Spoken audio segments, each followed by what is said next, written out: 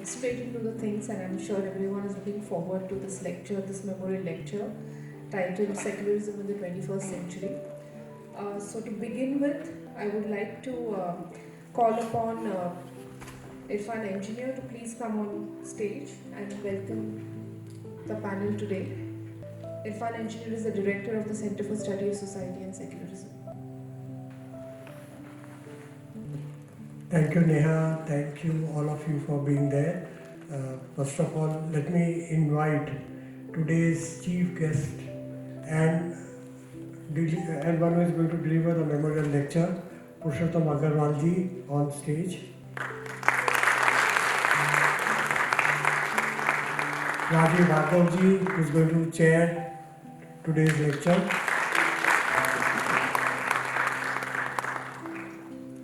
I would also like to invite Apurva Anand ji,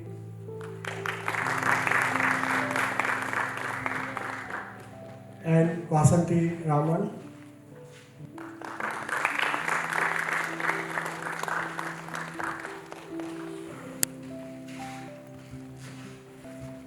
Today is Saturday afternoon,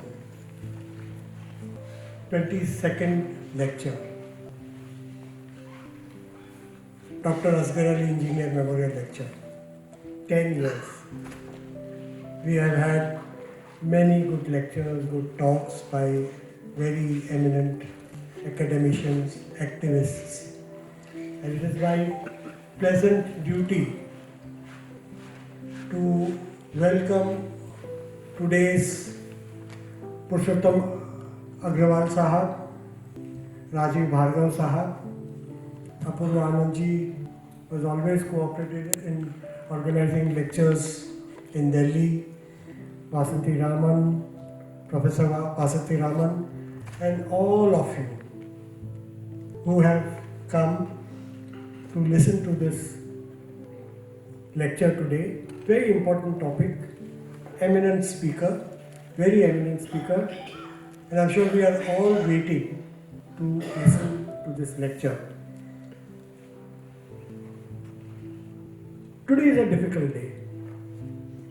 When we were informing everybody about today's lecture, a lot of people said there's a meeting in Lucknow, they have gone to Lucknow, there are marriages, but in spite of all that, so many people have come. Welcome all of you for your time here and for coming here for this important lecture. With this, I invite Apurva Anand ji to say a few words about Dr. Asghar Ali Engineer, in whose memory we are organizing today's lecture. So, Apurva Anand ji. शुक्रिया इरफान, आप सबका हम बहुत स्वागत करते हैं Asghar Ali engineer स्मृति व्याख्यान माला की श्रृंखला की इस साल की कड़ी में, जिसमें प्रोफेसर पुरुषोत्तम अग्रवाल अपना व्याख्यान 21वीं सदी में धर्मनिरपेक्षता इस विषय पर देने जा रहे हैं। असगर अली इंजीनियर साहब का परिचय देने की आवश्यकता भारत ही नहीं, भारत के बाहर भी नहीं है, लेकिन इस सभागार में कई नौजवान दोस्त हैं जो हो सकता है उनके काम के विषय में उतना ना जानते हों।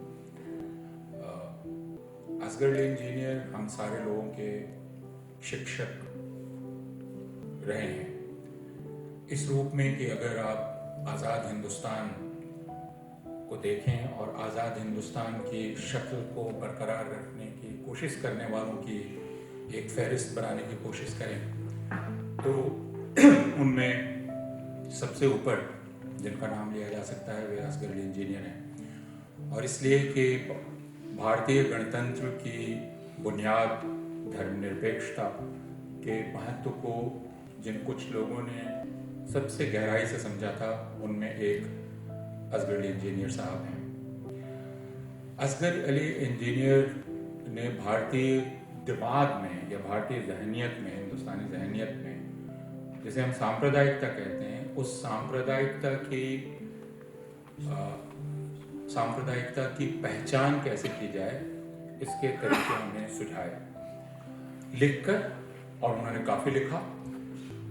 सांस्थानिक रूप से काम करके उन्होंने संस्था स्थापित की जो इस मूल्य को, इस उसूल को किस कदर बरकरार रखा जाए और कैसे इसको लेकर एक चौकसी रखी जा सके, इसके लिए काम करता रहा। आज़ाद हिंदुस्तान की एक बदनसीबी है रही कि इसके इतिहास को आप बहुसंख्यकवादी हिंसा के इतिहास के रूप में भी देख सकते हैं, और इसके अलग अलग मील के पत्थर हैं।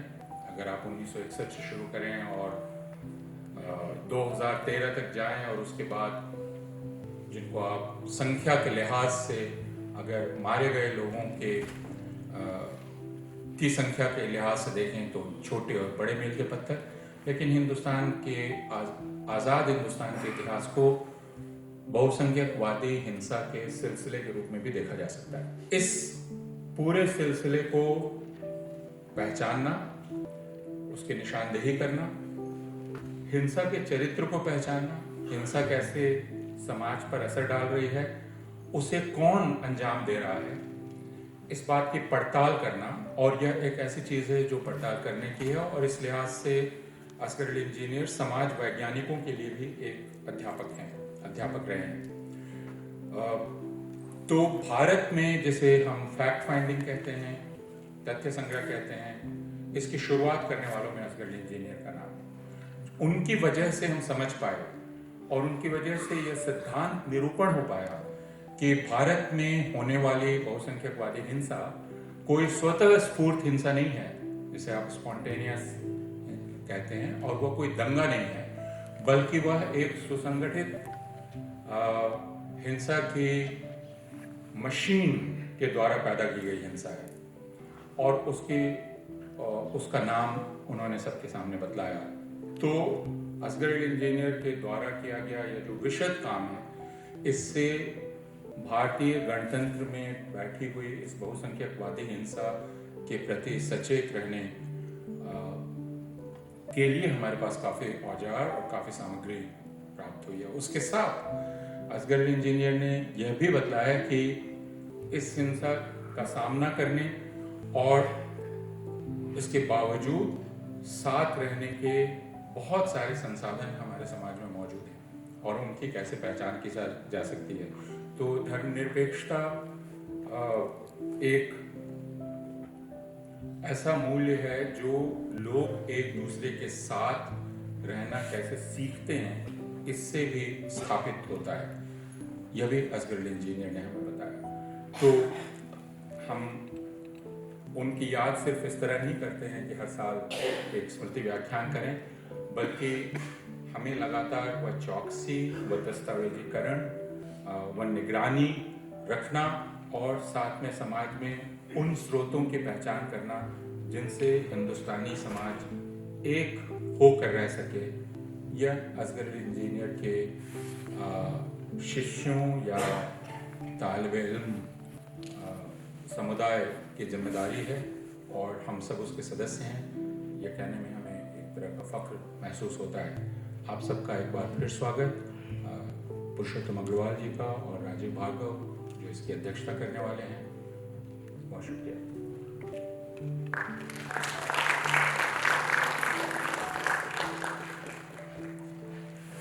धन्यवाद अपूर्वानंद जी।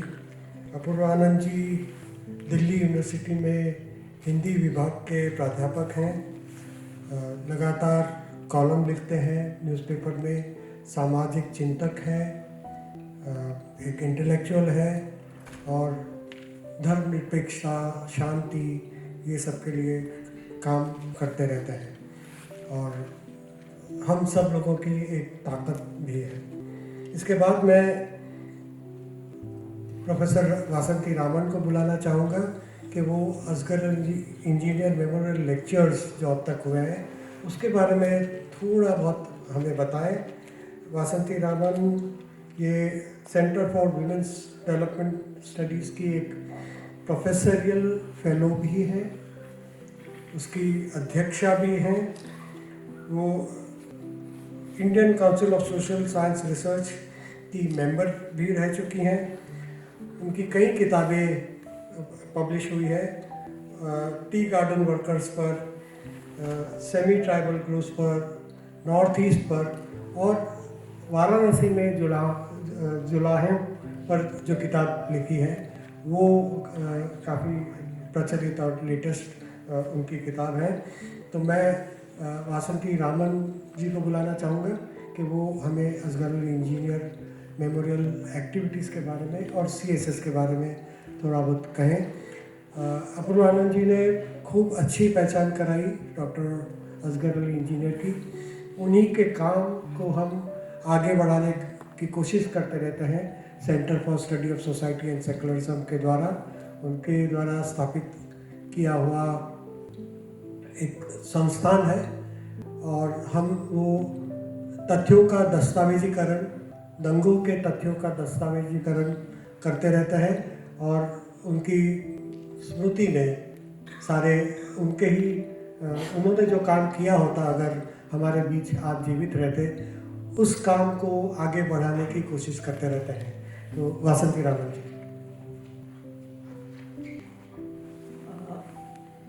Thank you, Asghar Ali, and thanks to the Center for the Study of Society and Secularism for inviting me to say a few words about the activities. But first, I would like to begin by at least saying some of the things that Apurvananji already stated. That we, in a sense, many of us who were then students and slowly went into academia and activism, many of the subjects that we are researching today, a great deal has got to do with Asghar Ali's absolutely passionate commitment to communal harmony and peace. So in a sense, as Apurvananji mentioned, and I started my work in Banaras, in fact, just with this sentence, saying that every time you picked up the pages of the Economic and Political Weekly, regularly the moment a riot was there was a report on that from Asghar Ali Engineer. And at times one wondered how much this man, because there was a period when regularly the newspapers were reporting and Asghar Ali was out there or his team was out there and writing about this. So this has become now one of the most burning contemporary problems of our society. And I don't want to say anything more about Asghar Ali except that I knew him from the time when he was an engineer in the Bombay Municipal Corporation and we were out there going to the bastis to look at the problems there and so on. So his was quite a multifaceted personality. And this dimension about being a scholar of Islam and to bring out another phase of Islam when there was the beginnings of Islamophobia at that time. And to be able to widen our vision about it, his other passionate commitments were, one was of course communal harmony, the other was Muslim women and their problems. So, and there were so many other things that Asghar Ali was involved in, and some of it we were fortunate enough to have been a part of and being with him in those days. And in memory of him, the Center for, this was already set up, the Center for the Study of Society and Secularism, he was the founder chairperson. Subsequently, many activities that the center has undertaken to, first of all, further the cause of communal harmony, secularism and related themes, because these were his most passionate concerns. So we've had a series of lectures, Memorial Asghar Ali Engineer Memorial Lectures, and twice a year, and many eminent scholars have delivered the lectures and they're already sometimes published and it's all available. Apart from that, there has been also a Lifetime Achievement Award which has been given to people who have contributed, and I think in the Lifetime Achievement Award, one of the last ones was Stan Swami. Other than that, The center also brings out a journal called the Indian Journal of Secularism, which I think is so important given the times that we live in. And these are some of the issues, and I think the center is planning. Apart from that, there have been many workshops that the center conducts to further the cause of communal harmony and secularism, pluralism, and Asghar Ali and his team, Irfan and his team have gone to different places in Bombay or in other places in UP or in Rajasthan and conducted workshops with people, and I'm sure many who have benefited from this have continued their association. So these are the many dimensions, and I think that to continue the activities of the Center for the Study of Secularism, Society and Secularism, all our efforts are needed, and I would like to request on behalf of the organizers that please do keep in touch and attend to these things and be part to see that we need to see that this center flourishes. And along with that, of course, today's lecture, Professor Purushottam Agarwal on secularism is something very much in the area, and an area that Professor Agarwal has been already working on. So thank you very much for being present here, and I look forward to today's talk. Thank you.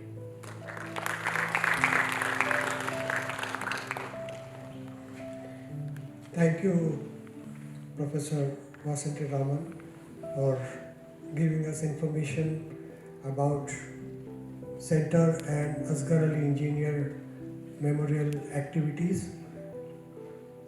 Professor Vasanti Raman herself is member of Asghar Ali Engineer Memorial Advisory Committee, and she helps us in various ways. Now I invite Neha Dabhade, who is Executive Director of Center for Study of Society and Secularism, to introduce today's speaker and the chair. Neha. Thank you. I'm well aware that this eminent panel, the speaker and the chair, need no introduction, but yet it's a very difficult duty given to me. But I will try to keep it brief because I think no introduction will do justice to the body of work they have contributed to. So we have Purushottam Agarwal, who is former JNU professor and British Academy Fellow at Wolfson College, University of Cambridge. Professor Agarwal served as a member of the Union Public Service Commission UPSC of India. He is a celebrated scholar on Kabir and Bhakti sensibility, and also on Nehru. His latest work, Kabir, The Life and Work of an Early Modern Poet-Philosopher, is a bestseller. Agarwal is also author of Who is Bharat Mata, which is an anthology of Nehru's reflection on the idea of India.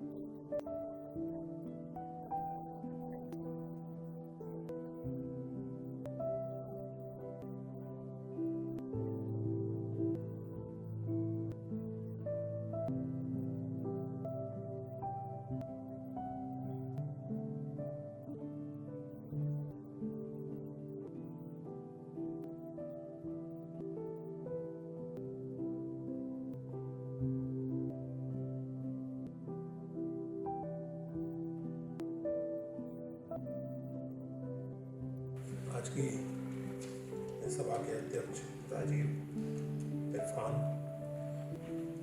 यहाँ मौजूद बाकी सभी दोस्त, मैं बहुत आभारी हूँ centre का और इरफान का और उनके साथियों का कि महत्वपूर्ण और प्रतिष्ठित व्याख्यान देने के लिए इस बार मुझसे कहा गया।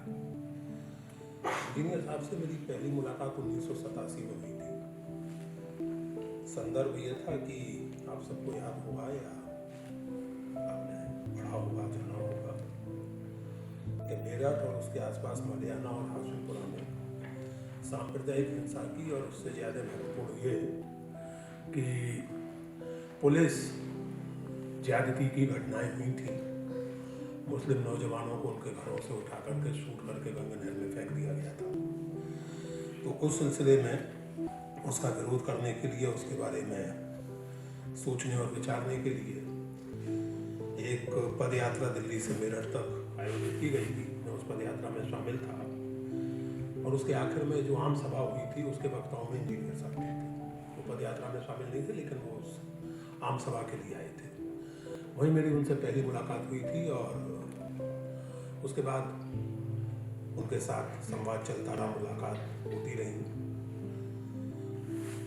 और जैसा कि कहा जा चुका है, भारत में, आज़ाद भारत में कम्युनलिज्म की बनावट और बुनावट को समझने के लिए और साथ में उसके ऐतिहासिक संदर्भ को समझने के लिए और उससे कहीं ज़्यादा महत्वपूर्ण उससे संघर्ष करने के लिए एक एक्टिविस्ट के तौर पर, एक राइटर के तौर पर, एक एकेडमिक के तौर पर हमें जिन लोगों का कृतज्ञ होना चाहिए उनमें एक प्रमुख नाम अस्कर अली इंजीनियर का है। और इसलिए उनकी स्मृति में आयोजित ये व्याख्यान मैं दे रहा हूँ। ये मेरे लिए बहुत गर्व की और बहुत अभिमान की बात है। मैंने जिस पदयात्रा का जिक्र किया उसी के आसपास दिल्ली में भी कुछ ऐसी घटनाएं हुई थी, और इन सब से परेशान होकर, बेचैन होकर हम 2-3 मित्रों ने एक पुराना ग्रुप था सांप्रदायिकता विरोधी आंदोलन, उसको रिवाइव किया था। दिलीप सिंघियन, जमाल, भगवान जोश, और फिर उसके तहत हम लोग 3-4 साल तक लगातार काम करते रहे, दिल्ली में, दिल्ली के बाहर भी। और उस सिलसिले में भी कई बार इंजीनियर साहब से मुलाकात हुई, उन्हें बुलाया गया, उनके बुलाने पर हम लोग भी कई जगह गए। उस एक्टिविज्म के दौरान, सांप्रदायिकता विरोधी आंदोलन में काम करते हुए मुझे एक नारा सूझा था, मैंने एक नारा पढ़ा था, और उस नारे पर हमारे बीच में हम लोग सुपर डेमोक्रेटिक ढंग से काम करते थे। हर सैटरडे को हमारी बैठक होती थी सप्रू हाउस लॉन में, जिसमें 10 लोगों से लेकर 40 लोगों तक आ सकते थे, और सबको फुल फ्रीडम थी बातें करने की।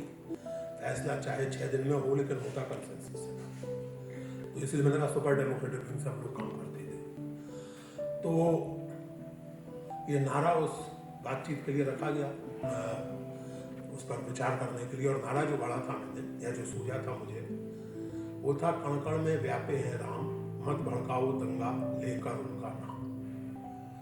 उस नारे पर जो बहस हुई वो मेरे लिए बहुत एजुकेटिव थी, और बाद में मैंने उस पर थोड़ा एकेडमिक ढंग से भी लिखा। एक पेपर लिखा था जो ऑक्सफोर्ड लिटरेरी रिव्यू में छपा, इसी शीर्षक से, कण कण में व्यापे हैं राम, स्लोगन है जब मेटाफर ऑफ कल्चरल इंटेरोगेशन। और बाद में अन्य जगहों पर भी उस नारे का सीधे हवाला ना देते हुए, लेकिन उस बहस में उठे सवालों पर सोचते हुए मैंने लगातार लिखा, और अभी भी वो बहस मुझे एक बार नए सिरे से सोचने के लिए प्रेरित करती है। उस बहस में उस नारे का विरोध करने वाले लोगों का सैद्धांतिक तर्क ये था कि हम राम का नाम लेकर या धार्मिक परंपरा में से कोई नाम लेकर के सांप्रदायिकता का विरोध नहीं कर सकते। हमें सांप्रदायिकता का विरोध करने के लिए पूरी तरह रैशनल, सेकुलर, मॉडर्न शब्दावली अपनानी चाहिए। ये राम वाम का नाम लेने से कोई फायदा नहीं है। दूसरा जो प्रैक्टिकल तर्क था वो ये था कि अगर आप इस तरह के नारे का इस्तेमाल करेंगे तो इससे मुसलमानों को बुरा लगेगा और इससे उल्टा असर पड़ेगा। मुसलमानों में मैसेज ये जाएगा कि ये भी उन्हीं के भाई बंद हैं जो बाबरी मस्जिद गिराने के लिए कोशिश कर रहे हैं, आंदोलन चला रहे हैं। पहले नारे का तो मैंने भरपूर जवाब दिया और मुझे उससे कोई खास फर्क पड़ता भी नहीं था, क्योंकि उस बात को कि किसी इस तरह के नाम या इस प्रतीक, उसका नाम लेने भर से सांप्रदायिकता की पवित्रता पर आँच मतलब सांप्रदायिकता विरोध की पवित्रता पर आँच आ जाएगी, ऐसा मैंने तब मानता था, ना मानता। तो फिर ये तय हुआ कि ठीक है, हम कुछ पर्चे छपवाते हैं और चांदनी चौक में उन्हें बांटेंगे, पहले एक प्रयोग के तौर पर, और अगर उस पर प्रतिक्रिया अच्छी नहीं हुई तो फिर कुछ और सोचेंगे, इस नारे को स्थगित कर देंगे। रोचक बात यह है कि उन इलाकों में इस नारे का जबरदस्त स्वागत। मुझे आज तक एक वाकया याद है। एक नौजवान उस पर्चे को देखते भड़का, तो एक बुजुर्ग ने उससे कहा कि बेटा बात को समझो, ये वो राम नहीं है, ये किसी और राम की बात कर रहे हैं। तो वो नारा मुस्लिम बस्तियों में काफ़ी जोरदार ढंग से रिसीव किया गया। बाद में सन 92 के विधानसभा चुनावों में मुलायम सिंह यादव ने भी उस नारे का जमकर इस्तेमाल किया। कांकड़ में व्यापे हैं राम मत भड़काओ, दंगा लेकर उनका नाम।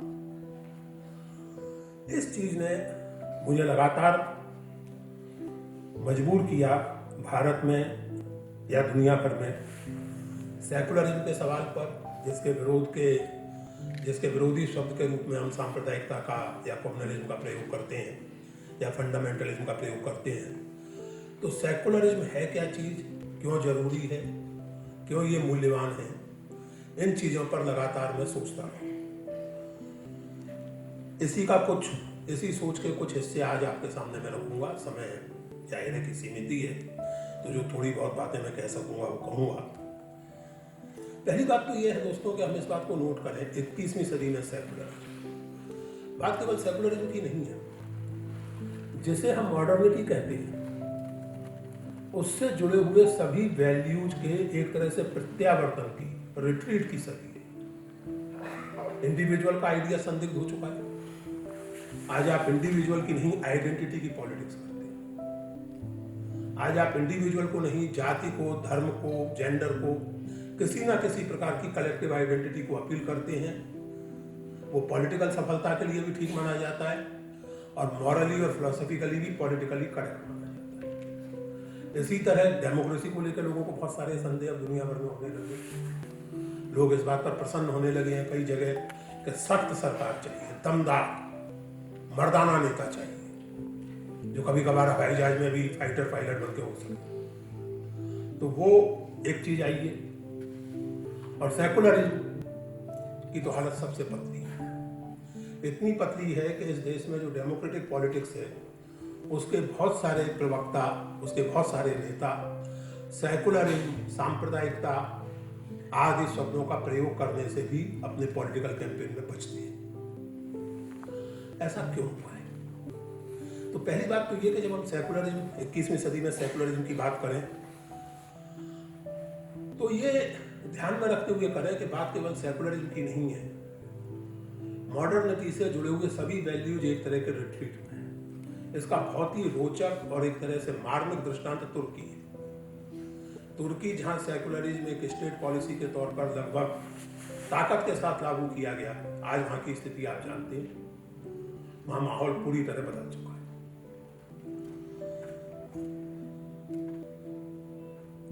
इस सिलसिले में 2-3 चीजें हम ध्यान में रखें तो शायद इस स्थिति को समझ सकेंगे, बात स्पष्ट हो सकेगी। एक तो ये कि हम में से बहुत सारे लोग उस वक्त मानते थे और अभी बहुत सारे लोग मानते हैं कि धर्म व्यक्तिगत मामला है। धर्म कतई व्यक्तिगत मामला नहीं। आस्था व्यक्तिगत मामला हो सकती है, लेकिन धर्म बाय डेफिनेशन एक कलेक्टिविटी है। धर्म बाय डेफिनेशन एक कम्युनिटी के साथ आपका जुड़ाव, चाहे जन्म के कारण चाहे चुनाव के कारण। धर्म व्यक्तिगत मामला नहीं। दूसरी बात इसी से जुड़ी हुई, हिंदुत्व प्रेमी लोग इस बात को बार बार कहते हैं और भी लोग कहते हैं कि साहब Hinduism is not a religion, it's a way of life. वास्तविकता यह है कि every religion is a way of life. Hinduism की विशेषताएं कुछ हैं जो उसे दूसरे धार्मिक परंपराओं से अलग करती हैं। वो ये विशेषता नहीं है कि it's a way of life. Which religion is not a way of life? Every religion is a way of life. Every religion lays down certain norms of social, ethical, political, collective, individual behavior। और फिर इन सब चीजों में जो सबसे रोचक चीज है धर्म के प्रसंग में, धर्म एक सामाजिक राजनीतिक व्यवस्था है, लेकिन जैसा मैक्स वेबर ने कहा था थियोडिसी, हर धर्म एक थियोडिसी है। आप क्या कर रहे हैं क्या नहीं कर रहे हैं, आपके अच्छे या बुरे का नतीजा आपको मिलेगा, चाहे वो परलोक में मिले, जन्नत या जहन्नुम में आपको भेजा जाए, चाहे वो आप जो अपने मूल स्थान से भगा दिए गए हैं वहां वापस आ जाएं प्रॉमिस्ड मसीहा के आने के बाद, चाहे आपका रीइंकार्नेशन हो जाए और चाहे आपका शब्द से पुनर्जन्म हो जाए जैसी हिंदुओं की मान्यता है। यानी कर्म जो है वो कहीं ना कहीं आपके जीवन को निर्धारित करेगा। इसलिए जो नैतिकता आपको आपका धर्म सिखाता है, जो भी सिखाता है, उसका आप पालन कीजिए, वरना इसकी कठोर सजा आपको मिलेगी, और पालन करेंगे तो आपको रिवॉर्ड मिलेगा। इसमें सबसे खास बात यह है कि ये जो व्यवस्था है जिसके आधार पर एक पूरा सामाजिक और राजनीतिक संगठन खड़ा किया जाता है, ये भगवान की बनाई हुई है। और चूंकि भगवान की बनाई हुई है, इसलिए इस पर सवाल उठाना किसी व्यवस्था की आलोचना करना नहीं है, बल्कि स्वयं भगवान की आलोचना करना। हेरेटिक होना है, काफिर होना है, पापी होना है, अपराधी होना भर नहीं है, वो पापी होना है। It's not an offence, it's a sin कि आप उसकी व्यवस्था पर सवाल उठाएं। तो धर्म के जरिए होता क्या है कि एक धर्म आपको एक व्यक्तिगत आस्था देता है, उसका आधार देता है। धर्म आपको एक डिस्टिंक्ट सामाजिक पहचान देता है, आपकी परंपराओं के जरिए, आपके रहन सहन के जरिए। धर्म आपको एक ऐसी स्थिति देता है कि आपकी सामाजिक राजनीतिक व्यवस्था एक तरह की दैवीयता हासिल कर लेती है, डिविनिटी हासिल कर लेती है, और इसलिए उसकी निंदा करना या आलोचना करना एक अपराध नहीं बल्कि पाप की कोटि में आ जाता है। और ये सब धर्म इसलिए कर पाता है दोस्तों, धर्म की जकड़ से मुक्त नहीं हो पाते हम, क्योंकि धर्म हमारी एक बहुत बुनियादी जरूरत पूरी करता है, और वो बुनियादी जरूरत है स्पिरिचुअल एंग्स्ट। मनुष्य जीवन में अर्थ की खोज करता है, और वो इसीलिए करता है क्योंकि मनुष्य एक रैशनल प्राणी है। मिथ ऑफ सिसिफस का पहला वाक्य मैं कभी भूल नहीं सकता कि the only valid philosophical problem of life is suicide. मैं क्यों जिंदा रहूं और क्यों मुझे जिंदा रहना चाहिए, क्यों नहीं मैं आत्महत्या कर लूं। कामों के अनुसार यही एकमात्र वैलिड फिलोसॉफिकल प्रॉब्लम है। इसी प्रॉब्लम से बाकी सारी प्रॉब्लम्स पैदा होती हैं। जीवन की सार्थकता, और वो सार्थकता केवल सेकुलर मामलों तक सीमित नहीं हो सकती, वो सार्थकता बियॉन्ड जाती है। तो धर्म का जो ट्रांसेंडेंटल एस्पेक्ट है, आप स्पिरिचुअलिटी शब्द पर बहुत से लोगों को ऐतराज होता है, मुझे कोई आपत्ति नहीं है, आप स्पिरिचुअल की जगह कोई शब्द ले आइए जो उस बात को टच करता हो जो मैं कहना चाहता हूं, मुझे कोई आपत्ति नहीं। लेकिन वो है, मनुष्य की चेतना के उस पहलू को आप नहीं नकार सकते, और वो धर्म की जकड़ का सबसे बड़ा कारण है। क्योंकि आप हर चीज का विकल्प दे सकते हैं, आप कम्युनिटी फीलिंग का एक विकल्प दे सकते हैं। हम में से बहुत सारे लोग, यहाँ बैठे लोगों में से लगभग सभी लोग, उनकी कम्युनिटी केवल उनके अपने धर्म के मानने वालों तक सीमित नहीं है। मेरे दोस्तों में मुसलमान भी हो सकते हैं, सिख भी हो सकते हैं, ईसाई भी हो सकते हैं, 50 तरह के गैर हिंदू मेरे दोस्तों में हो सकते हैं। हम लोगों की कम्युनिटी केवल जाति पर आधारित नहीं है, तो कम्युनिटी फीलिंग के लिए हमें धर्म पर निर्भर करने की जरूरत नहीं है। हम पिछले 200-300 साल में जो स्थितियां बनी है दुनिया भर में, उसके चलते सोशल और पॉलिटिकल सिस्टम के लिए, एथिक्स के लिए भी केवल धर्म पर निर्भर नहीं करते। अब बहुत सी चीजें ऐसी हैं जो पाप भले ही ना हो लेकिन अपराध मानी जाती हैं आज की दुनिया में, और बहुत सी चीजें ऐसी हैं जो पाप हो लेकिन अपराध नहीं मानी जाती। तो उसमें भी हमने धर्म को एक तरह से सीमित कर दिया है, उसका स्पेस घटा दिया है। लेकिन ये जो स्पिरिचुअलिटी का मामला है, आप देखें इस समय दुनिया भर में जब आप 21वीं सदी में सेकुलरिज्म की बात करते हैं इरफान, तो एक सो कॉल्ड जो क्या कहलाता है शब्द, न्यो स्पिरिचुअल, तरह तरह के गुरु, तरह तरह के बाबा जी लोग, तरह तरह के स्पिरिचुअल टीचर्स, और आप जरा ध्यान दें उनके प्रशंसकों और अनुयायियों में बूढ़ों की तादाद कम होती है आजकल, नौजवानों की ज्यादा होती है। एक जमाने में कहा जाता था कि बूढ़े हो गए बैठ के भजन कीजिए। आज स्थिति यह है कि जब सप्ताह में 5 दिन आपसे खच्चर की तरह काम लिया जाता है और केवल 2 दिन आपको मिलते हैं थोड़ा अपने साथ होने के लिए, तो या तो फिर आप किसी न किसी तरह के नशे की शरण में जाएं, और या फिर जो सबसे पुराना चला आ रहा नशा है उसकी शरण में जाएं, उसके नए वर्षन की शरण में जाएं। कोई बाबा जी, कोई दादाजी, कोई श्री, कोई मौलाना, कोई कुछ। और आप अगर उन लोगों को देखें, उनकी बातें सुने और उनके अनुयायियों का रवैया देखें, मतलब 20वीं सदी के मध्य बल्कि अंत तक लोगों को लगता था कि ये समय चेतना के विस्फोट का, एक्सप्लोजन ऑफ कॉन्शसनेस का समय। आज हम 21वीं सदी की 1/4 लगभग जी चुके हैं और मुझे लगता है कि ये भयानक रूप से डेल्यूज या एविलेंस ऑफ स्टुपिडिटी का समय। एक सज्जन हैं, धर्मगुरु हैं, उनकी ऑडियंस केवल पढ़े लिखे लोगों की हो सकती है। ये इस बात से साबित होता है कि वो केवल अंग्रेजी में बोलते हैं, और अंग्रेजी कम से कम हिंदुस्तान में केवल पढ़े लिखे लोग समझते हैं और बोलते हैं। मेरे जैसे अज्ञानी अंग्रेजी नहीं बोल पाते। तो और वो फरमा रहे हैं कि मेरे ध्यान का समय था और मुझे थोड़ा उठने में देर हो गई, मुझे कुछ पूजा करनी थी, तो मैंने सूर्य से कहा कि आधे घंटे बाद उदय होना, और सूर्य आधे घंटे बाद उदय होना। ये YouTube पर उपलब्ध वीडियो, आप चाहे तो देख सकते हैं। और आधे घंटे बाद सूर्योदय हुआ, जनता तालियां बजा रही है, जय जयकार कर रही है, और जो जनता वहां बैठी है वो सब के सब टेक प्रोफेशनल्स, मैनेजमेंट वाले, जो आस्था के उस प्रचंड प्रभाव में ये भी भूल गए हैं कि बाकी चीजें तो छोड़ दीजिए,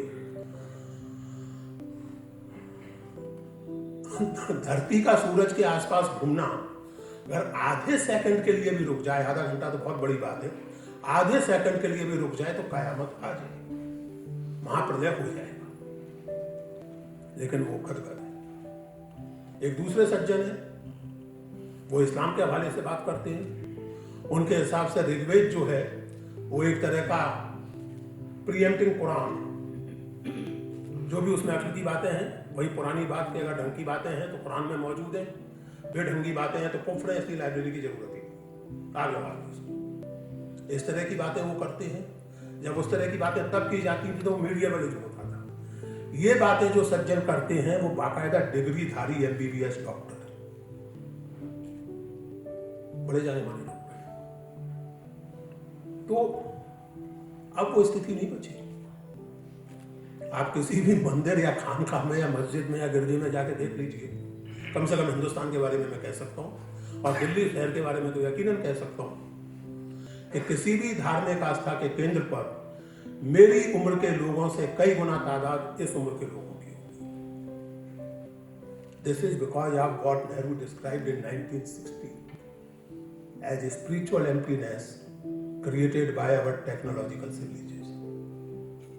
करंजिया से बात करते हुए, आके करंजिया से बात करते हुए जवाहरलाल नेहरू ने 1960 में कहा था कि टेक्नोलॉजिकल सिविलाइजेशन ने एक ऐसी स्पिरिचुअल एम्प्टीनेस क्रिएट की है जिसके नतीजे बहुत खराब होंगे और उसकी चिंता हमें करनी चाहिए। इसलिए जब हम रिलीजन और सेकुलरिज्म की बात करें तो इस पूरे कॉन्टेक्स्ट को ध्यान में रखते हुए, क्योंकि हम लोग इन चीजों पर एक इमीडिएट पॉलिटिकल सेंस में भी बात कर सकते हैं, वो करनी चाहिए, जरूरत है उसकी। पॉलिटिक्स हम किस तरह करेंगे, क्या हमारे पॉलिटिकल प्रोग्राम होंगे, किसको वोट देंगे, किसका विरोध करेंगे, वो सब जरूरी है। लेकिन वहाँ हम सही काम तभी कर पाएंगे जब हम कुछ बेसिक फिलोसॉफिकल सवालों पर अपने दिमाग में स्पष्ट हों। और इसलिए मुझे लगा कि मैं इन बातों पर ही आप लोगों का ध्यान थोड़ा खींचने की कोशिश करूँ।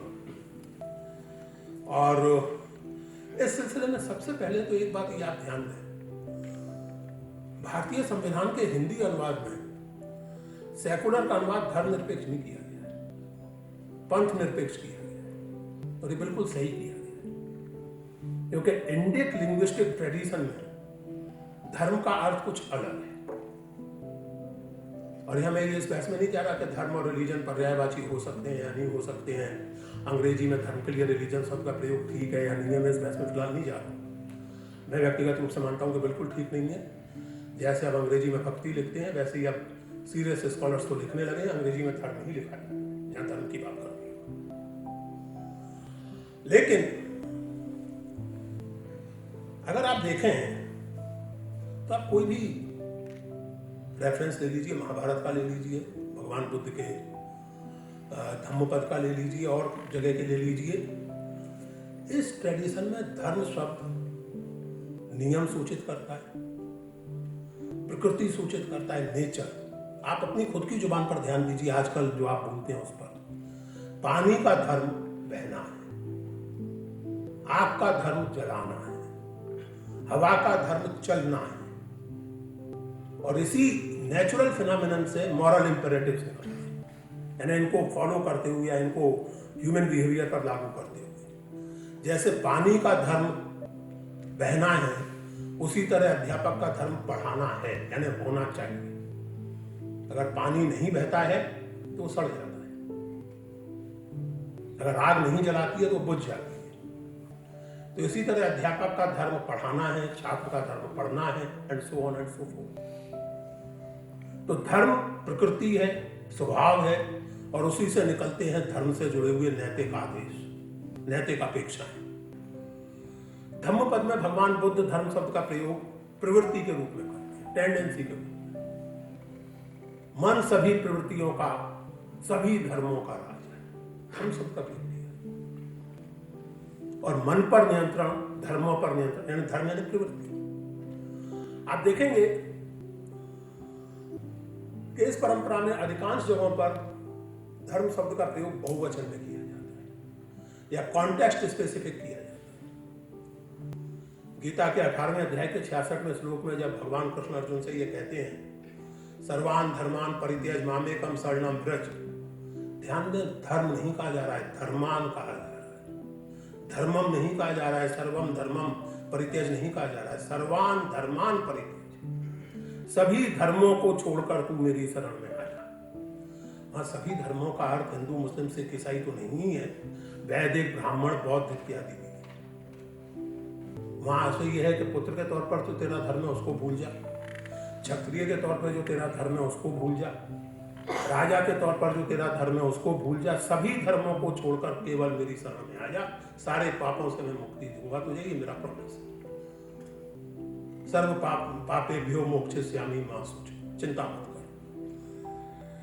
धर्म शब्द प्रवृत्ति, स्वभाव, परंपरा, सवाल ये पैदा होता है, और ये एक बहुत साधारण हिंदुस्तानी का सवाल है। इन चीजों से आप निरपेक्ष कैसे हो सकते हैं? मैं खासकर नौजवान दोस्तों से निवेदन करूंगा, क्योंकि बूढ़े तोते तो क्या राम राम पड़ेंगे, लेकिन खासकर नौजवान दोस्तों से मैं निवेदन करूंगा कि थोड़ा अपने आसपास के लोगों की बातें सुनने के लिए कान खुले रखें, और तब बहुत रोचक चीजें आपके सामने, आपके एकेडमिक इंटरेस्ट की उजागर होगी। बहुत बरस पहले हमारे घर में हमारी एक सहायिका थी, रोजी, ईसाई थी, नाम से ही जाहिर है। तो क्रिसमस के दिन वो आई सुबह सुबह, हम तो उम्मीद भी नहीं कर रहे थे कि वो आएंगी, लेकिन वो आई, काम करने नहीं आई थी। वो जो देने आई थी उसको उन्होंने स्वयं कहा कि सर, मैडम, ईसा मसीह का प्रसाद देने आई। ये प्रसाद शब्द उसके लिए हिंदू और इसलिए मतरूक शब्द नहीं था, ये उसकी परंपरा का शब्द था, उसके धर्म का शब्द था। इसी तरह एक ईसाई सज्जन ने मुझसे कहा था, कोई बात चल रही थी, पढ़े लिखे नहीं थे वो, ये ध्यान दीजिएगा ना, ये रोजी पढ़ी लिखी थी उस तरह से। मैंने उससे कहा कि आप ऐसा क्यों करते हैं, ऐसा क्यों करते हैं, तो ईसाइयत में नहीं होता। बोले साहब ठीक है, हम ईसाई हो गए तो अपना धर्म कैसे छोड़ दें? हमें हंसी आ रही है सुन के, क्योंकि हमारे हिसाब से ईसाई होने का अर्थ है प्रकृति, परंपरा, सबको छोड़ देना। उसके लिए ईसाई होने का अर्थ ये है कि वो अब ईसा मसीह को सबसे बड़ा देवता या एकमात्र भगवान मानने लगा है या मानने लगी है। उसके लिए ईसाई होने का अर्थ ये नहीं है, जैसा एक जमाने में बम्बईया फिल्मों में दिखाया जाता था कि वो आएगा जाएगा बोलने लगे और साड़ी छोड़ के स्कर्ट पहनने लगे। उसके लिए ईसाई होने का अर्थ ये नहीं, क्योंकि उसके लिए धर्म का मतलब है उसकी परंपरा, उसकी प्रकृति, उसका संस्कृति। तो जब आप आम जनता के बीच में जाकर धर्म निरपेक्ष शब्द का प्रयोग करते हैं तो तो you are giving actually a confused and confusing message.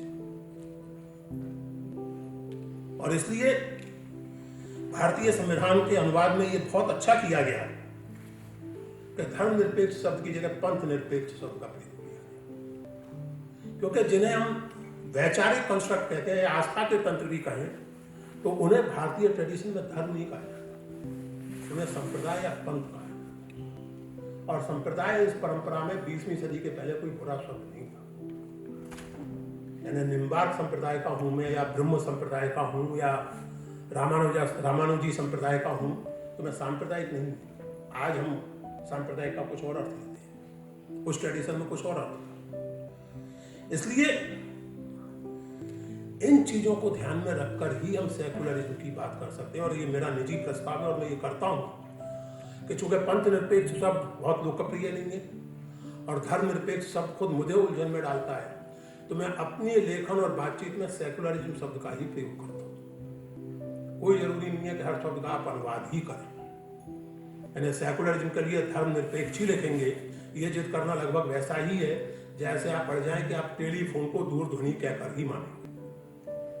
कोई जरूरी नहीं कहते आप। मोबाइल को आप चलित दूरध्वनि नहीं कहते। तो सेकुलरिज्म अपने आप में एक अच्छा शब्द है, उसको जैसे का तैसा लेना चाहिए, क्योंकि उससे ये जो लिंग्विस्टिक एंड कल्चरल कंफ्यूजन है ये नहीं है। हमारे मित्र राजीव भार्गव जो लगातार इस चीज पर विचार करते रहे हैं, जैसा कि परिचय में बताया गया कई वर्षों से, वो इस बात पर बल देते रहे हैं और बिल्कुल सही वो कहते रहे हैं कि religion is a complex morally ambivalent phenomena. A strict separation between state and religion is not desirable. मेरा सवाल ये है कि is it possible?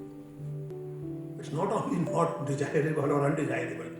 I do not think that kind of strict separation is even possible.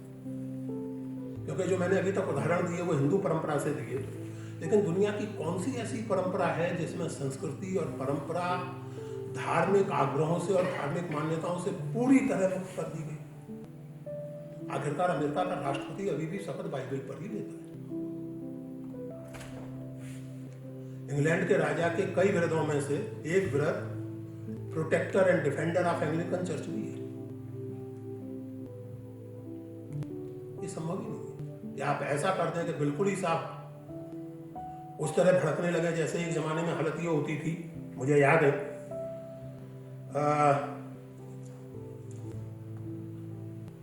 जो film समारोह, जो हमारे राष्ट्रीय फिल्म पुरस्कार होते हैं हर साल जो दिए जाते हैं, मुझे याद है मैं बच्चा था लेकिन पढ़ने लिखने की आदत उस समय से ही थी।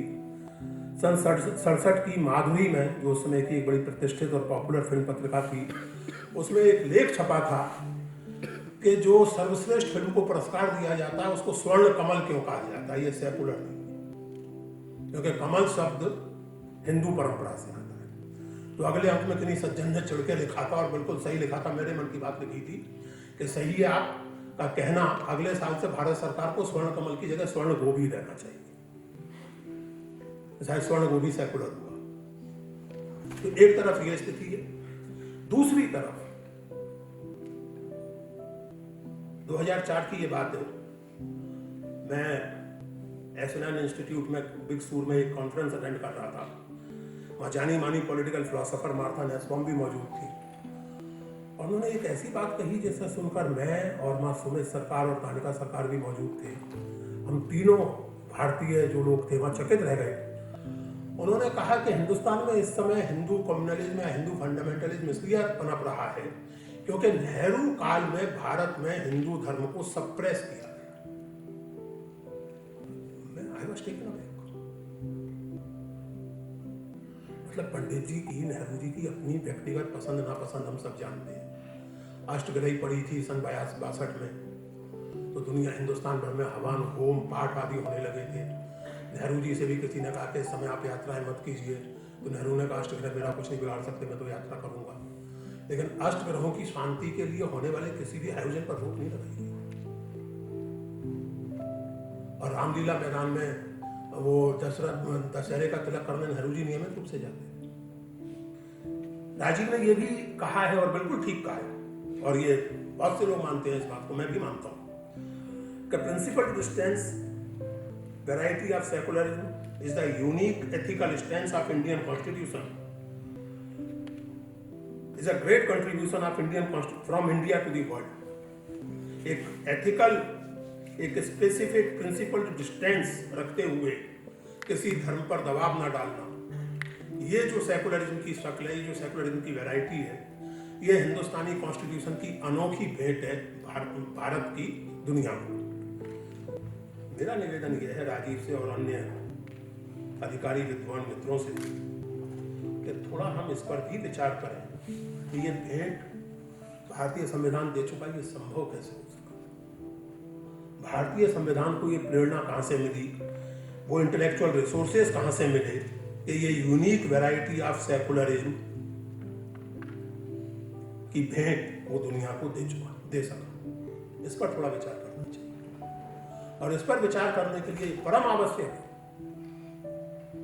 एकदम जरूरी है कि आप इस बात को अच्छी तरह मन में बैठाएं कि भारतीय चिंतन परंपरा, भारतीय मेधा केवल संस्कृत और फारसी में अपने आप को अभिव्यक्त नहीं करती, वो जिन्हें हम वर्नाक्युलर कहते हैं उनमें भी अपने आप को अभिव्यक्त करती है, बल्कि हमारे साथ ज्यादा विचार उत्तेजक ढंग से, ज्यादा महत्वपूर्ण ढंग से अभिव्यक्त करती है। जब हम भारत की बात करते हैं, भारतीय चिंतन की बात करते हैं, परंपरा की बात करते हैं, तो बहुत इंटरेस्टिंग है कि चाहे कबीर हो, चाहे तुलसीदास हो, चाहे कोई और हो, इस तरह के तुकाराम हो, मीरा हो, हम सबको लगभग सेकेंडरी मानते हैं। हम इन सबके बारे में ये मानते चलते हैं कि ये किसी ना किसी संस्कृत स्रोत का हिंदी में अनुवाद करते हैं या किसी ना किसी संस्कृत फिलोसोफर से प्रभावित थे। सच्चाई से दूर और कोई, इतनी ज्यादा दूर और कोई बात हो नहीं सकती। रामचरितमानस वाल्मीकि रामायण का अनुवाद नहीं है। सरला दास और विष्णुदास द्वारा लिखे गए महाभारत व्यास के महाभारत के अनुवाद नहीं है। ज्ञानेश्वर की ज्ञानेश्वरी भगवद गीता का अनुवाद नहीं है। वो अपनी उनकी मौलिक रचना है, और उनकी जो परिस्थितियां थी, उनकी जो स्थितियां थी उस समय की, उनसे आज हम दो चार हो रहे हैं, उनके एक तरह से उनकी विरासत से। 12वीं सदी में या उससे कुछ पहले हिंदुस्तान में इस्लाम आया, व्यापार के जरिए, आक्रमण के जरिए और सांस्कृतिक संपर्कों के जरिए। तब यहाँ वो गंभीर समस्या पैदा हुई। कल एक जगह में था तो वहाँ इस शब्द का प्रयोग किया गया था, इसलिए मैं कोट अनकोट कर रहा हूँ, कृपया ये ना समझे कि मैं इस शब्द का प्रयोग कर रहा हूँ। लेकिन वहाँ एक बड़े मजेदार शब्द का प्रयोग किया गया था, मुस्लिम क्वेश्चन। तो भारतीय इतिहास में था मुस्लिम क्वेश्चन, जाहिर है कि 12वीं सदी के बाद उत्पन्न हुआ। अभी जो था मुस्लिम क्वेश्चन है, और मुसलमान अगर कोई हो उसी तरह का जैसे ये सज्जन थे, वो कह सकता है कि हिंदू क्वेश्चन, और जिन्ना साहब ने अपने ढंग से उसको हल भी कर लिया, हिंदू क्वेश्चन को मुस्लिम क्वेश्चन। तो आज हम सह अस्तित्व की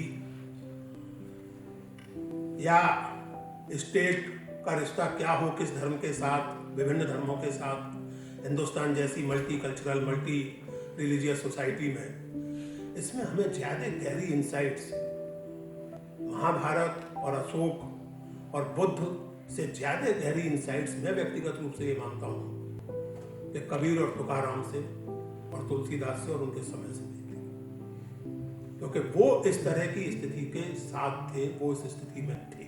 मैं एक उदाहरण दूंगा। Jayasi, Malik Muhammad Jayasi, one of my most favourite poets. Malik Muhammad Jayasi Kabir की तरह के आइकोनोक्लास्टिक व्यक्ति नहीं थे। वो वेद और कुरान की उपेक्षा नहीं करते थे। वो बाकायदा रोजा नमाज के पाबंद मुसलमान थे, इतने महत्वपूर्ण थे कि सूफी तज़किरों में उनका बड़े सम्मान के साथ जिक्र है, उन्हें मुहक्किक हिंद कहा गया। ठीक, उन्हीं मलिक मोहम्मद जायसी का एक छंद है जिसमें है कि सरग नखत तन रोआ जेते विधना के मारा कहते थे। परमात्मा तक पहुंचने के उतने रास्ते हैं जितने आकाश में तारे और आपके शरीर पर मोहे। और आगे जायसी कहते हैं कि जहां तक मेरा अपना सवाल है, मेरा रास्ता वही है जिसको मोहम्मद ने दिखाया, और नमाज जिसकी थूमी है। नमाज के आधार पर जो रास्ता टिका हुआ है, मेरा रास्ता हुआ है। हालांकि परमात्मा तक पहुंचने के उतने रास्ते हैं जितने तारे या जितने लोग। What in effect he is saying? He is actually saying that every person has or is entitled to have her or his own way of reaching God, of realizing his or her spiritual potential. And so far as I am concerned, I have chosen this path. इस पर किसी समझदार आदमी को ऐतराज नहीं हो सकता, क्योंकि आपको कन्वर्ट नहीं कर रहे। वो ये नहीं कर रहे कि आप भी आ जाइए, आपकी मर्जी, आना है आइए, मत आना है मत आइए। क्या ये सच नहीं है कि अगर स्ट्रिक्टली इस्लामिक थियोलॉजी के हिसाब से देखें तो ये कुफ्र है कि आप ये कहें कि परमात्मा तक पहुंचने के अनेक रास्ते हो सकते हैं, लेकिन जायसी को प्रोसिक्यूट क्यों नहीं किया गया? जायसी को इस समाज ने सम्मान दिया, पीर माना गया, हिंदुओं ने भी उनको सम्मान दिया। ये जो माइंडसेट था और जो विकसित हुआ, और जिसको विकसित करने में इन लोगों की, जिनको हम बड़े एक टालू ढंग से निर्गुण पोएट कह के खारिज कर देते हैं या सगुण पोएट कहकर, इसीलिए मैंने अपनी किताब का टाइटल लिखा है early modern poet and philosopher. मौलिक चिंतक हैं और ये हमें इस मामले में बहुत गहरी इंसाइट्स देते हैं, गहरे सबक देते हैं। रसखान का नाम हम सब लोग जानते हैं, और हिंदुत्ववादी जो है कई बार रहीम रसखान आदि को आदर्श मुसलमान के रूप में पेश करते हैं, क्योंकि वो कृष्ण भक्ति के गीत गाते हैं रसखान। मैं कई बार ये कहता हूं लोगों से, और आपसे भी कह रहा हूं, कि रसखान का होना हिंदू धर्म की उदारता का नहीं, उस समय के हिंदुस्तानी इस्लाम के आत्मविश्वास का सूचक। आज कोई मुसलमान रसखान जैसी कविता लिखकर देखे, उसका क्या होगा कल्पना कर सकते हैं, लेकिन उस समय रसखान के खिलाफ कोई फतवा जारी नहीं हुआ। हुआ भी हो तो मेरी जानकारी में नहीं। तो उन्होंने कहा ठीक है, जो कर रहे हैं करते हैं, उनका अपना मन है, करें जो भी करना है। ये जो स्पेस मिला कबीर की अगर हम बात करें, जो जाहिर है कि उस दौर के सबसे महत्वपूर्ण व्यक्तित्व के रूप में सामने आते हैं, आप देखें, जैसे मैं स्पिरिचुअलिटी बियॉन्ड या विदाउट रिलीजन कहता हूं, और जैसे एक पेपर में रिसेंटली प्रोफेसर मुखिया ने non denominational concept of religiosity कहा है, कबीर उसके सबसे बेहतरीन आर्टिकुलेटर। वो स्पिरिचुअल एंड्स को नहीं खारिज करते, लेकिन एट द सेम टाइम वो ना वैदिक ट्रेडिशन को मानने को तैयार है, ना कुरान की ट्रेडिशन। उनका बल है अपने खुद के विवेक पर। उसके जरिए जो मुझे ठीक लगेगा मैं मानूंगा, नहीं तो नहीं मानूंगा, मेरी अपनी खोज। प्रोफेसर मुखिया का ये आर्गुमेंट है, और मुझे लगता है कि बिल्कुल सही है, कि अकबर का जो सुलह कुल था, उस पर अबुल फजल की मध्यस्थता से, अबुल फजल के माध्यम से कबीर की इस सोच का गहरा प्रभाव था। क्योंकि सुलह कुल, ये ध्यान दें हम, कि टॉलरेंस नहीं है, वो कोएग्जिस्टेंस है। मुझे व्यक्तिगत रूप से टॉलरेंस शब्द बहुत अटपटा लगता है। अगर टॉलरेंस में ये इंप्लाइड है कि आप हरकत तो काफी गड़बड़ कर रहे हैं, फिर भी मैं आपको टॉलरेट कर लेता हूं। तो tolerance is not a very good expression for these kind of things. Coexistence, dialogue, और कोएग्जिस्टेंस तभी संभव है जब डायलॉग हो। और दोस्तों, ये सबसे महत्वपूर्ण बात, डायलॉग तभी हो सकता है जब आपको और मुझे दोनों को आलोचना सुनने का आत्मविश्वास और साहस हो। डायलॉग केवल मीठी मीठी बातों को नहीं कहते। डायलॉग केवल इसको नहीं कहते कि हिंदू धर्म की परंपराओं के बारे में कोई मुसलमान चुप रहे और मुस्लिम धर्म की परंपराओं के बारे में मैं चुप। इसको डायलॉग नहीं कहते। एक व्यक्ति के तौर पर, एक नागरिक के तौर पर, एक मनुष्य के तौर पर न केवल अपनी बल्कि किसी भी धार्मिक परंपरा की आलोचना करने का मेरा अधिकार, मैं मानता हूं कि एक लोकतांत्रिक समाज में, एक लोकतांत्रिक व्यवस्था में सुरक्षित रहना चाहिए। अंतिम बात जो मैं कहना चाहता हूं दोस्तों इस सिलसिले में, सेकुलरिज्म के सिलसिले में, इन दिनों एक प्रवृत्ति चली है कि हर परंपरा का सम्मान करना, उसको स्पेस देना स्टेट का काम है। किसी हद तक ये ठीक है, लेकिन ये बड़ा सिल्पी रास्ता है। और इसके पक्ष में जो चॉइस वगैरह की मोहक शब्दावली इस्तेमाल की जाती है, वो काफी गड़बड़ है। यानी एक 20-22 साल की, 25 साल की लड़की या 50 साल की महिला हिजाब पहने, ये चॉइस हो सकती है। 4 साल की बच्ची का हिजाब पहनना उसकी चॉइस नहीं, वो कुछ और है। और 25 साल की बच्ची का भी हिजाब पहनना कंडीशनिंग हो सकता है। अगर आप चॉइस की बात करें तो 1987 में ही राजस्थान में देवराला में रूप कंवर सती हुई थी, उसकी चॉइस ही। तो क्या हम इसको एक्सेप्ट करेंगे? ऐसा कोई भी काम किसी भी धार्मिक परंपरा के नाम पर या उसके हवाले से जो यूनिवर्सल ह्यूमन वैल्यूज के खिलाफ चलता है। यूनिवर्सल ह्यूमन वैल्यूज का मतलब है respect for individuality, respect for dialogue, सैद्धांतिक और एकेडमिक डिस्कोर्स में रैशनैलिटी को स्पेस। इन चीजों के खिलाफ जाने वाली किसी भी चीज को मैं नहीं समझता कि चॉइस या टॉलरेंस के नाम पर जस्टिफाई किया जा सकता। इसका यह मतलब नहीं है कि आप परसिक्यूट कर देंगे, but there should be persuasion at least. Persecute आप भले ही ना करें या केवल एक्सट्रीम केसेस में करें, but there should be persuasion. बहुत सारे लोगों को लगता है कि साहब हमारे धर्म का मामला है, हम अपने मंदिर में फलाने लोगों को नहीं आने देना चाहते, आपको क्या तकलीफ है? हम औरतों को नहीं आने देना चाहते, हम दलितों को नहीं आने देना चाहते, आपको क्या तकलीफ है? हम जाने और हमारा धर्म जाने। I don't think a modern state can take this attitude और शुड टेक दिस एटीट्यूड। विवेक की जब हम बात करें तो इस बात को भी ध्यान में रखें कि विवेक एक बहुत कंटेस्टेड कैटेगरी है और इसलिए ये बहुत जरूरी है कि जब हम विवेक की बात करें, विचार की बात करें, तो इस स्पष्टता के साथ करें कि हमारे बुनियादी प्रतिमान क्या है और उसमें मल्टीकल्चरलिज्म के नाम पर, कल्चरल स्पेसिफिसिटीज के नाम पर हम यूनिवर्सल ह्यूमन वैल्यूज को कंप्रोमाइज नहीं कर सकते। और यूनिवर्सल ह्यूमन वैल्यूज को आप रिडिफाइन कर सकते हैं बेशक। आप ये कह सकते हैं कि ये कुछ ज़्यादा ही वेस्टर्नाइज्ड है, ठीक है, आप उसमें लैटिन अमेरिका से इनपुट लाइए, अफ्रीका से लाइए, भारत से लाइए, चीन से लाइए, but you can not just drop the concept of universality. You just can not drop the concept of universal human values. और अगर आप ये कॉन्सेप्ट आप एक प्रसंग में ड्रॉप करेंगे तो आपको 50 प्रसंगों में करना ही पड़ेगा। और तब फिर सेकुलरिज्म जिस संकट में इस समय है उससे कई गुना अधिक संकट में फंसेगा। इसलिए दोस्तों, मैं व्यक्तिगत रूप से ये मानता हूं और आपके सामने ये प्रस्ताव करता हूं कि एक तो बेहतर ये होगा कि हम धर्मनिरपेक्षता की जगह सेकुलरिज्म शब्द का ही प्रयोग करने की आदत डालें या सेकुलर शब्द का।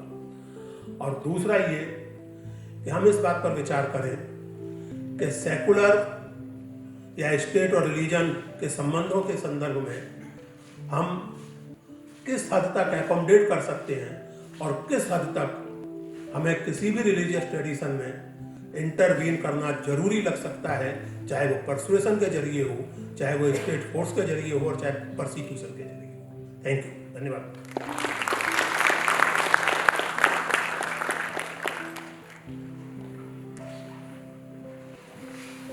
बहुत बहुत धन्यवाद प्रोफेसर पुरुषोत्तम अग्रवाल साहब। It was a very good, enlightening lecture. If somebody tells me to speak about this talk in 3 words, I will say spirituality, universal values, rational thinking, rational examination of all traditions and everything.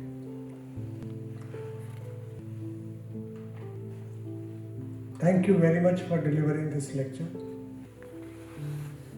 आपने बहुत सहजता से, जब आपको हमने आमंत्रित किया तो बहुत गर्मजोशी से हमारा उत्साह बढ़ा है और आप ये लेक्चर डिलीवर करने के लिए रेडी हो गए। और हमेशा एक बहुत अच्छी तालमेल हमेशा रही, आपके साथ बातचीत होती रही और तालमेल होता रहा। और इतनी व्यस्तताओं के बावजूद आप ये लेक्चर देने के लिए राजी हो गए और काफ़ी परीक्षण, काफ़ी ट्रेडिशंस और हमारे कंसेप्ट्स का, हमारी लैंग्वेज का उन्होंने परीक्षण किया इस लेक्चर में। तो I think professor Agarwal deserves one more loud applause for this.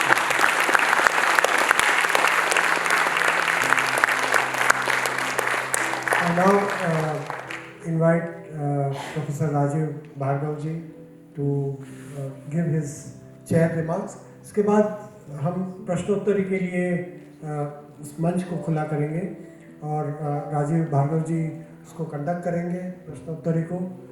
संक्षिप्त बहुत कम, क्योंकि अग्रवाल साहब को जाना भी है, दूसरी व्यस्तताएं हैं, भार्गव साहब को भी जाना है। सो वेरी ब्रीफ अगर प्रश्नोत्तरी होगी तो प्रोफेसर भार्गव।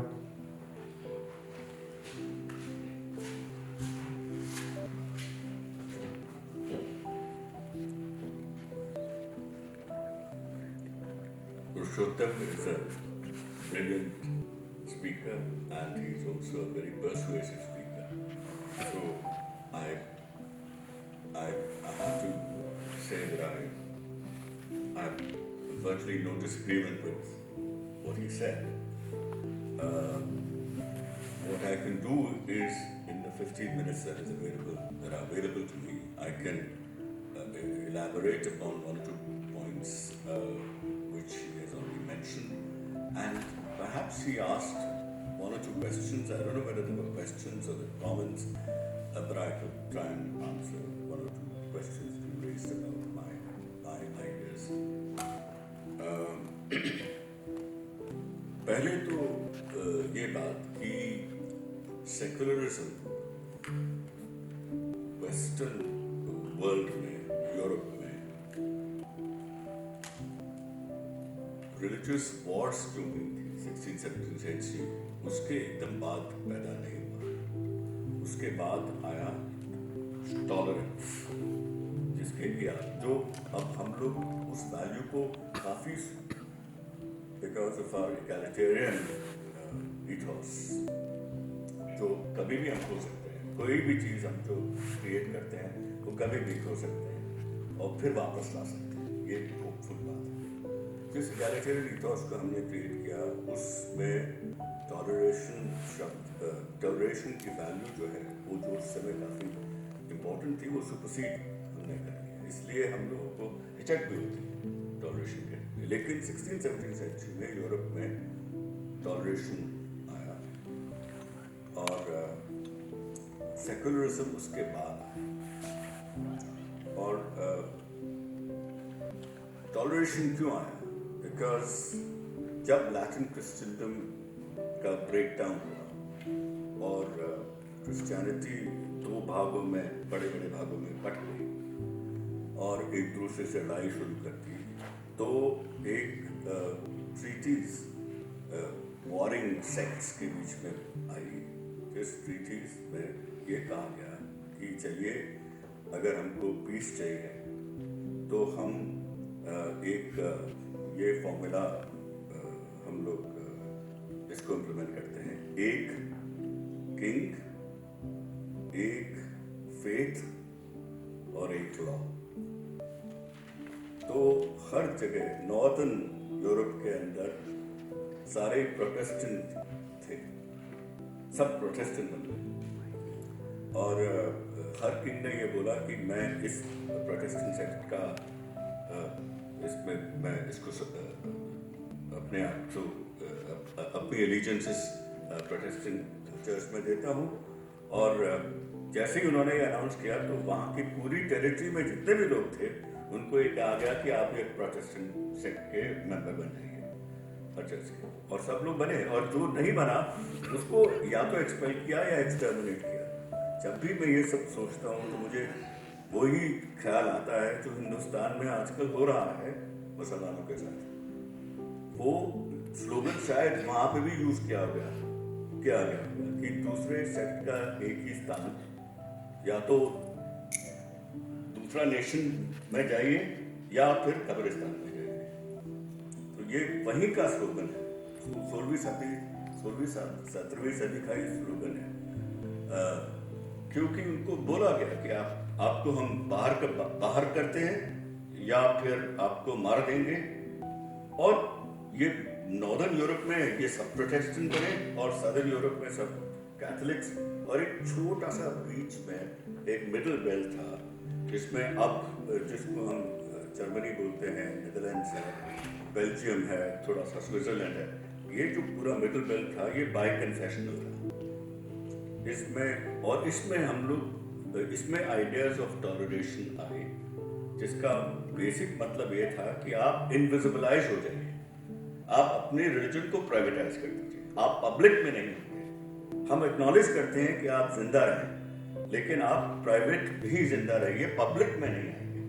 तो जिस चर्च, जो भी चर्च अगर कोई हाईवे में था, मेन हाईवे में था, लेकिन किंग ने उस चर्च से नाता तोड़ दिया था, तो वो चर्च को किंग के चर्च को दे दिया गया और वो खुद जाके किसी रेजिडेंस हॉल में अपनी पूजा पाठ कर रहे थे। तो प्राइवेट एग्जिस्टेंस तब तो ठीक है, लेकिन पब्लिक नहीं, पब्लिक में आपको नहीं रहना, ये टॉलरेशन है। तो ये स्थिति सेक्युलर स्टेट की नहीं है। वहीं इसीलिए वेस्टर्न सेक्युलरिज्म के अंदर 3 चीजें बहुत जरूरी हैं अगर उसको समझना है तो, और उसमें हमें पता लगता है कि इंडियन सेक्युलरिज्म से किन चीजों में आता है। पहली बात तो रिलीजियस डाइवर्सिटी खत्म ही हो गई थी, सब जगह रिलीजियस होमोजेनाइजेशन हो गया था, प्रोडोमिनेटली सिंगल रिलीजन सोसाइटीज। तो जिस चीज को हम सेक्युलरिज्म से जोड़ते हैं कि सब धर्मों के साथ, जो सब रिलीजन्स के साथ हम लोग उनको उनमें एक जस्ट पीसफुल कोएग्जिस्टेंस हो, वो तो खत्म ही हो चुकी थी। रिलीजियसली होमोजेनस सोसाइटीज थी, सिर्फ एक चर्च रह गया था, और उस चर्च ने वो बहुत पॉलिटिकली मेडलसम था और सोशली ऑप्रेसिव था। तो जब ये नई मूवमेंट शुरू हुई, जिनको हम सेकुलराइजेशन कहते हैं, जिसको हम अनचर्चिंग कहते हैं, वो चर्च के खिलाफ थी कि वो पॉलिटिकली मेडलसम ना हो और सोशली ऑप्रेसिव ना हो। तो इंडिविजुअल्स की फ्रीडम और उनकी इक्वालिटी, उसकी बात हुई। तो सेकुलरिज्म वेस्ट में चर्च स्टेट ही बन के रह गया in a religiously homogeneous society. Inter religious issues were simply non existent, वही हमारे लिए सबसे बड़े बने। तो इंटर रिलीजियस डोमिनेशन के खिलाफ तो सेक्युलरिज्म वेस्टर्न है ही नहीं, वो अपने ही रिलीजन के खिलाफ बना। क्रिश्चियनिटी में one true God, one true doctrine, और कोई स्थान नहीं है रिलीजियस प्लूरलिज्म का। उसके खिलाफ सेक्युलर वादियों ने आवाज उठाई और सेक्युलर और प्लूरलिज्म एक ही बना। और रिलीजन के खिलाफ, चर्च के खिलाफ, कि चर्च एक पॉलिटिकली मेडलसम और सोशली ऑप्रेसिव संस्था, उसके खिलाफ हम होंगे। एक टोटलिटेरियन सिस्टम रिलीजन जो बन गया था, उसके खिलाफ आवाज उठाई। और तीसरी की जो ये मैंने बोला पॉलिटिकली मेडलसम, मतलब एक जो स्टेट और चर्च की अलायंस थी, उसको तोड़ने की बात है। ये चीजें बहुत इंपॉर्टेंट बनी। और हिंदुस्तान के अंदर कभी भी 19वीं सदी तक रिलीजियस डाइवर्सिटी, एक रिलीजियस डिफरेंसेस जरूर थे, लेकिन पूरे हमारा इतिहास ऐसा है कि हमारे पास, हमने रिलीजियस प्लूरलिज्म को कभी भी धिक्कारा नहीं। चाहे वो प्री इस्लामिक इंडिया हो, चाहे वो पोस्ट इस्लामिक इंडिया हो, मैं ऐसे ही शब्द यूज कर रहा हूँ, चाहे वो प्री मॉडर्न हो, चाहे वो पोस्ट मॉडर्न तो नहीं, पर मॉडर्निटी आने के बाद भी, जिसको अर्ली मॉडर्न के बाद, हम लोगों ने कभी रिलीजियस प्लूरलिज्म को, तो हमको वो रिलीजियस प्लूरलिज्म को धिक्कारना ही नहीं। हम रिलीजन, अगर रिलीजियस प्लूरलिज्म है, multiple allegiances, easy movement from one religion to another, ये ना सोचना कि हमारा ही रिलीजन सबसे अच्छा है या सबसे ट्रू है, बाकी सब रिलीजन्स ये ठीक नहीं है या ये फॉल्स हैं, ये आइडियाज हमारे पास थे ही नहीं, और हमें इसके खिलाफ जाने की जरूरत भी नहीं है। एंटी रिलीजियोसिटी का मतलब हमारा ये है ही, हो ही नहीं सकता कि हम रिलीजियस प्लूरलिज्म के खिलाफ जाएं। सेकुलरिज्म और रिलीजियस प्लूरलिज्म का हमेशा शुरू से ही एक बहुत बड़ा गहरा रिश्ता हुआ। लेकिन इंटर रिलीजियस डाइवर्सिटी को रखना, प्रिजर्व करना एक तरह से, या रिन्यू करना हर नए काल में, ये तो इम्पोर्टेंट है।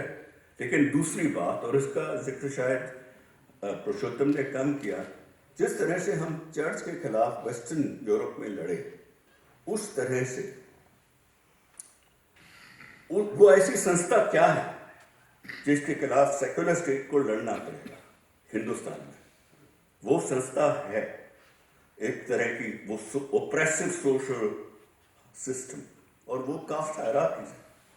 सेक्युलरिज्म का कास्ट हायरार्की से लड़ना एक बहुत इम्पोर्टेंट उसका एक अभंग क्या अंग है, हिस्सा है, अभिन्न हिस्सा। वो दोनों बहुत इम्पोर्टेंट है कि सेक्युलरिज्म का कास्ट क्वेश्चन से हमेशा जुड़ा रहना। और एक और ये नेहरू जी की आपने बात करी थी, नेहरू जी ने इस चीज़ों दोनों चीज़ों को अपने चीज़ों में लिखा था। उन्होंने कहा secularism is against casteism and secularism, he didn't use the word patriarchy, but against women's oppression। क्योंकि रिलीजन के बेसिस पर विदिन द सेम रिलीजन जो विमेन और दलित के साथ होता रहता है, उसके खिलाफ सेकुलर स्टेट उठेगा। तो अगर आपका सेकुलर स्टेट से हट के कोई रिलीजन सेंटर्ड स्टेट बन जाए, चाहे हिंदू स्टेट हो, चाहे इस्लामिक स्टेट हो, चाहे वो क्रिश्चियन स्टेट थे, कोई भी बनेगा, तो वो हिंदुस्तान में तो एक अपर कास्ट पेट्रियार्कल स्टेट ही होगा। वो सिर्फ मुसलमान के खिलाफ नहीं होगा, वो इन सब के इनके शोषण के साथ जुड़ा होगा। तो ये मुझे ये जो मसले हैं, ये हमने जो अलग अलग कर दिए हैं माइनॉरिटीज के साथ अलग, वो एक सेक्युलरिज्म को एक माइनॉरिटी राइट्स के डिफेंस को रिड्यूस करके जो रख दिया हमारे ये हमारा अपनी सिर्फ मैं खुद की गलती नहीं कहूँगा, हम लोगों की, हमारे पर यही सवाल बार बार आता रहा और इसी सवाल को हम झेलते रहे। Inter religious communalism which we defined as one religion trying to dominate another religion or inherently conflictual towards another religion, इसी को दोहराते रहे और बाकी जो क्वेश्चंस हैं उनको सेकुलरिज्म से जो अलग किया, उससे सेकुलर मूवमेंट बहुत ही वीकन हुई है।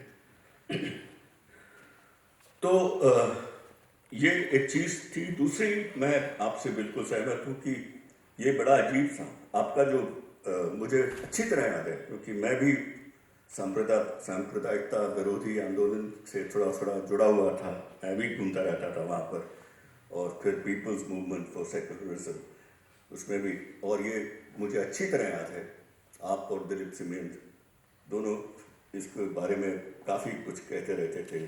कण कण में व्यापे है राम, मत भड़काओ दंगा उनका लेके नाम।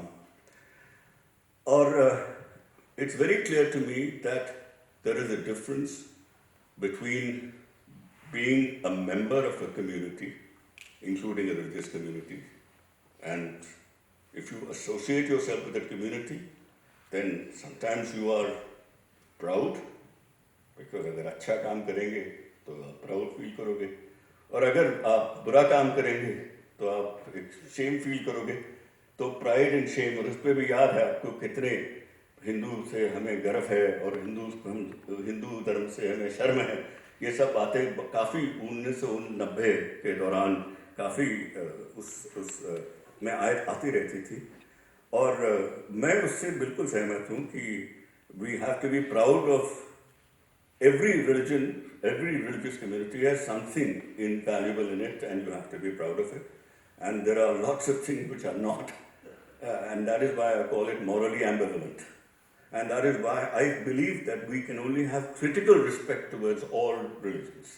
You cannot have, unconditional respect or total criticism. जरूरत नहीं। We have to have critical respect, और उसका ही एक पॉलिसी में वही प्रिंसिपल डिस्टेंस है कि हर स्टेट, ये स्टेट पॉलिसी है, समाज में अलग चीज़ चलती है, लेकिन स्टेट अगर कोई स्टांस ले और सेक्युलर बने तो उसको प्रिंसिपल डिस्टेंस रखना पड़ेगा, और आप अपनी पॉलिसी जो भी है आप उस तरह से उसको बनाएं जो आपको मदद करती है इन दोनों डोमिनेशंस को रिड्यूस करने में। अगर इंटर रिलीजियस रिड्यूस होता है स्टेट को नॉन इंटरवीन, रिलीजन को कहीं ना कहीं रिलीजियस फ्रीडम अगर होगी नहीं, अगर स्टेट सारे वक्त इंटरवीन करता रहेगा जैसे कम्युनिस्ट कंट्रीज में हुआ है, जैसा टर्की में पहले हुआ था, फ्रांस में भी ऐसा कुछ है, तो रिलीजियस फ्रीडम नहीं रहेगी। और अगर वो बिल्कुल ही इंटरवीन न करे तो आप जो रिलीजन के अंदर सब बुराइयां हैं उसके अंदर कुछ कर ही नहीं सकते। तो अमेरिका के अंदर, मैं कभी बहुत बड़े कॉन्स्टिट्यूशन एक्सपर्ट से बात कर रहा था अमेरिका के, वो मुझे बोले कि यहाँ पर तो पॉसिबल ही नहीं है कि हम अनटचेबिलिटी के खिलाफ कुछ कर सकें। American constitution doesn't allow that you ban untouchability, it's a religious thing, whereas this is the foundation. हमारा में इंटरवीन करना जरूरी है। इतनी डिग्रेडिंग प्रैक्टिस, आप यूनिवर्सल ह्यूमन वैल्यू की बात कर रहे थे, इतना डिग्रेडिंग प्रैक्टिस अगर कम्युनिटी खुद नहीं कर सकता इसको, हिंदू कम्युनिटी नहीं कर सकता इसको चेंज, तो स्टेट को कुछ करना ही पड़ेगा।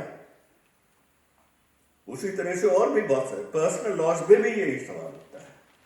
आपको अगर कम्युनिटी खुद कर दे तो बहुत अच्छी बात है, कम्युनिटी ना करे तो कम से कम आप फोर्सेबल इंटरवेंशन ना कर, तो कम से कम आपको एक नच तो करना पड़ेगा कम्युनिटीज को कि इस बारे में सोचें कि जेंडर इनजस्टिस कितनी है इन पर्सनल लॉज में, और चिल्ड्रन के खिलाफ कितनी इनजस्टिस है। ये हम लोग बात कभी कभी नहीं उठाते। तो ये रिलीजन के बीच में इंटरवेंशन होना ही पड़ेगा। और तो दूसरी बात की रिलीजियस कम्युनिटी में होना, एक कम्युनिटेरियन होना एक बात है और कम्युनल होना दूसरी बात है। मेरे को, मैं हिंदू हूँ, अगर अपने आप को मानता हूँ मैं हिंदू हूँ, तो ज़रूरी नहीं है कि मैं मुसलमान के खिलाफ हूँ या मैं क्रिश्चियन के खिलाफ। Why should I define my being a Hindu against somebody?